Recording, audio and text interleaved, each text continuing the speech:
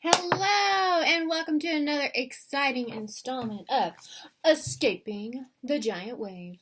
Today is Thursday, April 23rd, and we are going to be reading Chapter 9.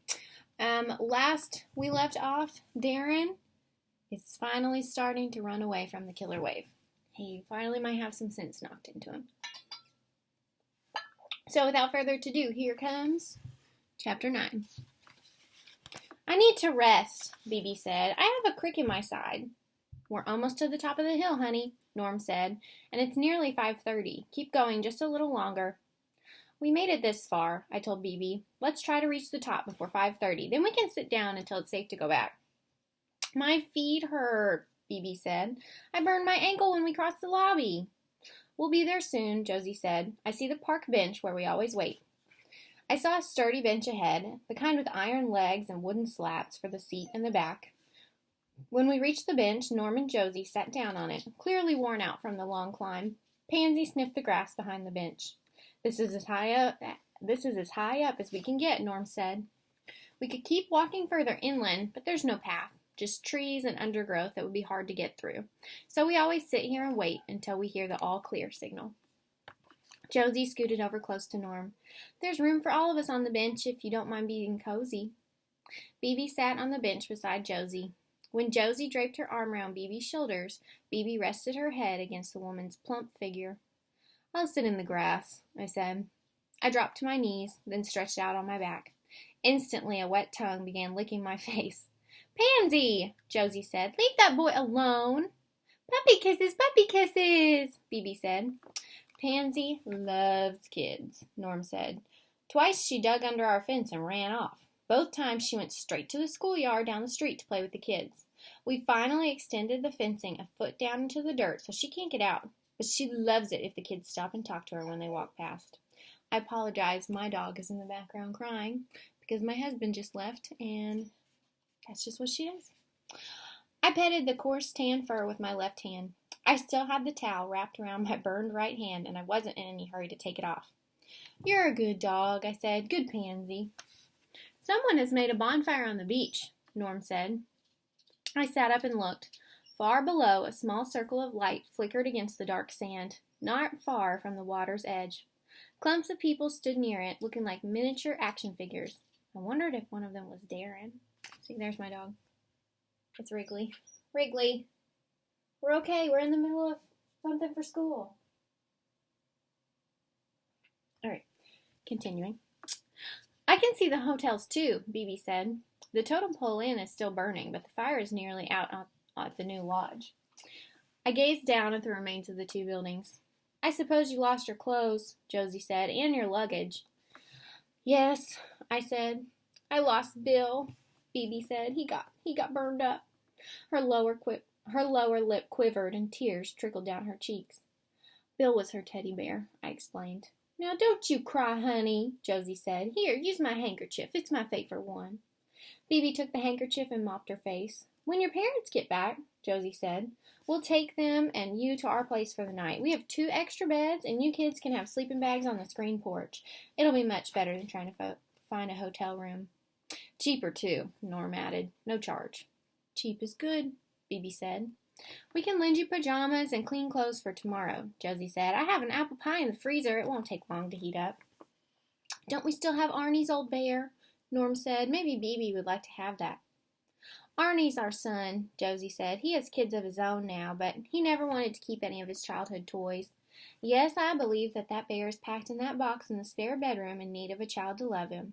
Well, that's nice of you, Bibi said. Thank you. I could tell Bibi was relaxing, comfortable with this kindly couple. I was glad to be with them, too, but I just couldn't stop thinking about the tsunami warning. Was it a good idea to wait here, or should we be running farther inland? Just because there had been false alarms in the past didn't mean that that's what would happen this time.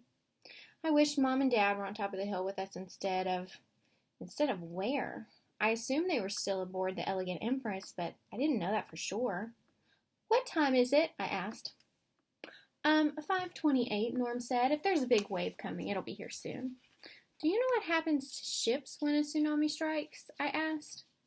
I heard about some fishermen, Norm said. In Japan, I think it was. They were out to sea when a tsunami went right under their boats, and they never felt it. They didn't know anything had happened until they returned home and found their village in ruins. That's right, Josie said, so don't be worrying too much about your mom and dad. They're probably safer out on the water than anywhere else. A happy shout went up from the people near the bonfire, then died away. It sounded like a crowd at a football stadium. Norm looked at his watch and shook his head.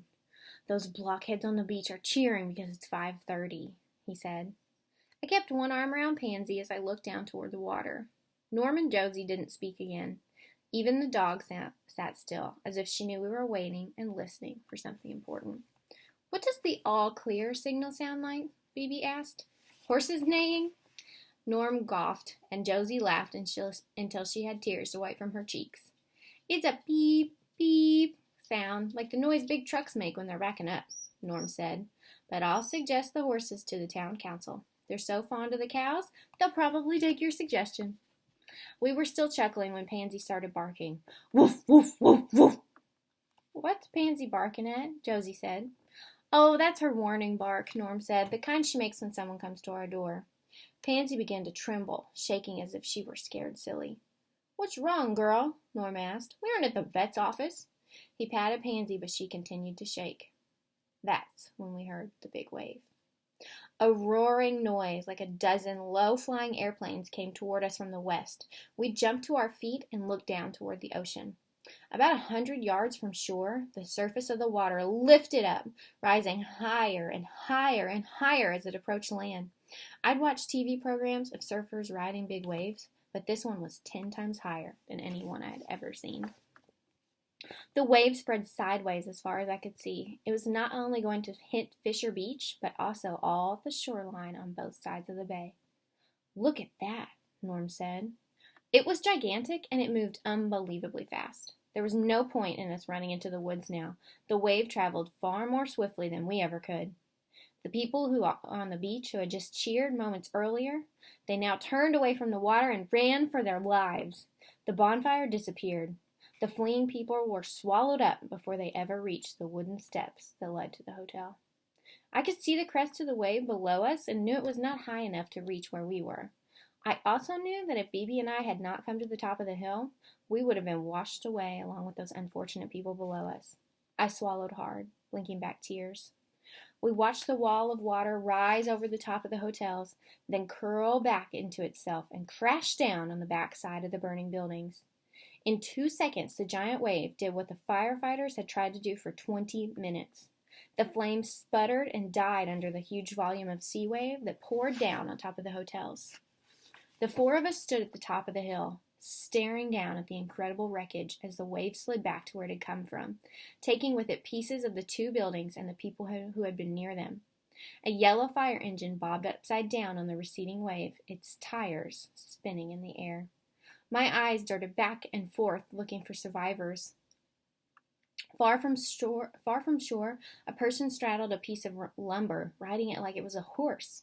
I saw objects in the water, but couldn't tell if they were people swimming or bodies floating or merely items that had been washed out to sea. The totem pole end was a heap of rubble, except for the concrete tower that housed the elevator shaft. 2 people lay on the flat roof of the tower, apparently carried there by the wave. Frontier Lodge, blackened from the fire, still stood, but there was now a big boulder where the front door used to be, and an uprooted tree leaned crazily out the corner of the roof.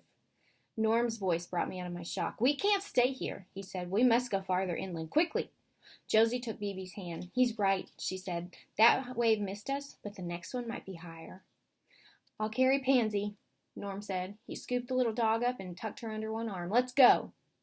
Neither Bibi nor I said a word. If there were waves bigger than the one that just hit, we didn't want to be anywhere near them. We turned inland and took off. This time we didn't walk as though we were going up the hill. We ran. We crashed through the underbrush like startled deer as we followed Norm and Josie into the woods. In my mind, I replayed the horrible scene we had just witnessed below us. The people on the beach were gone, I was sure of that. How could they not be? There were 27 wooden steps that led from the beach to the totem pole inn, and a couple more steps to the road in front of the Frontier Lodge. That wave had risen not only over all the steps, but over the tops of the hotels. I shuddered, imagining the force of so much water. The firefighters had been pulled into the sea too, along with anyone who had lingered to watch the fires. If the wave had hit the town of Fisher as hard as it had hit this inlet, the whole town was probably destroyed. Phoebe must have been thinking the same thoughts because she said, "Do you think everyone on the beach drowned?" Most of them probably did. I saw one person who had climbed on a driftwood log or something and stayed afloat. Maybe that was Darren. My stomach lurched when I thought of Darren. I was glad I hadn't eaten the pizza and drank that milkshake, because if I had, I'd have lost them both. As I plunged through the scrub brush, I remembered Darren jumping into my sea picture and wrecking it. I remembered him shoving past us in the stairway when he realized the hotel was on fire. I remember how it felt when he punched me in school, day after day, year after year. Most of all, I remember his cocky voice saying he'd be safer at the beach than we would be running away from nothing up the hill. I thought about my list of summer goals. Oh, Darren, I thought, I wanted to stop your bullying, but I didn't want it to happen this way. I didn't want you to die. I looked back, but I could no longer see the ocean or the horizon in the distance. The trees were thick now, mixed groves of tall Douglas fir, alder, cedar, and others that I couldn't identify. The undergrowth was thicker, too, with prickly vines that grabbed at my pant legs. Falling branches, rocks, and mounds of decomposing leaves made the ground uneven. We stumbled often, but managed to stay upright as we fled. My legs ached from lifting my knees so high with each step. I've been running at the high school track all spring and summer to help me increase my speed in baseball, but it's much easier to go fast on a smooth surface than it is to move through dense undergrowth in a forest. With all the smoke in the air, dusk arrived early, giving the woods a forbidding look. Josie stopped running so suddenly that I almost bumped into her. "My legs can't carry me one step further in these bushes," she said, her breath coming in gasps. "I'm going to sit on this big rock and wait." "Then I'll wait with you," Norm said. "You kids take out our flashlights and keep going. It'll be pitch dark soon." He and Josie both held flashlights out to us. "I want to stay with you," Phoebe said. "Your legs are younger than ours, honey," Josie said. "You're healthy and strong. You can keep running. Go as far as you can." "We'll take one light," I said. "You keep the other one." "Good luck," Norm said. "Now go!" "Thank you," I said as I took his flashlight. "Thank you for everything." Phoebe and I ran on, not knowing what was ahead of us and not caring. All I cared about was putting as much distance as I could between us and the next giant wave. Before, when I had made the decision to come up the hill, I had known that a tsunami had terrible destructive power, but now I had seen that force with my own eyes. Fear that comes from personal experience is far more real than fear based on someone else's ordeal. As darkness wrapped around us, we slowed down some. I wasn't even sure how far inland we'd run. Half a mile? Maybe a mile? When I ran laps around the track at school, I always set a goal and then counted my laps. Knowing there were only 3 more to go, then 2, then 1, it made it easier to finish. I wished I could count down now. How much longer did we have to run? How far would be enough? The woods stretched on, seemingly forever. Beside me, I heard Bibi panting and wondering how long she would last. My own legs were so tired I was having trouble running through this undergrowth now, and her legs, they were shorter than mine. "Are you okay?" I asked. "I can't run much more. I wish we would have stayed with Josie and Norm. It's safer to keep going. My feet hurt and my arms are all scratched up." Her words started as a sentence and turned into a whine. I knew it. If I encouraged her to talk anymore, she'd be in tears. Phoebe rarely cries at home unless she's overtired. Now, she was not only weary, but also scared and in danger. I didn't blame her for it. I felt like crying myself. "Shh," I said. "We'll stop for a few seconds to catch our breath and listen. Maybe we'll hear the signal that it's safe to go back." "What if we hear another wave coming?" "Then we'll run some more."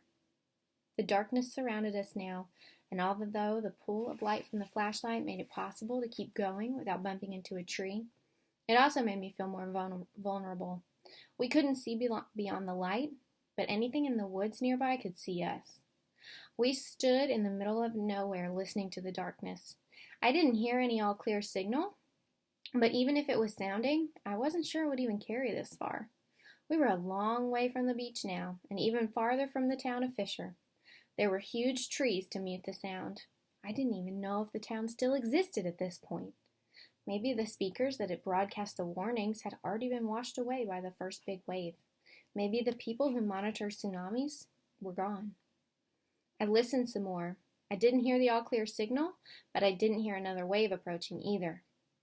What I did hear were twigs snapping and brush breaking as though someone or something came through the trees toward us. Bibi clutched my arm. Something's coming! Hello? I called. Who's there? The noise came closer. I couldn't see the source of the noise. Bibi inched around until she stood behind me, then peeked over my shoulder. I kept the flashlight pointed toward the noise. 2 bright eyes glowed in the gloom. Dun dun dun! That is the end of Chapter 9. Make sure that you check out the next video for your assignment today.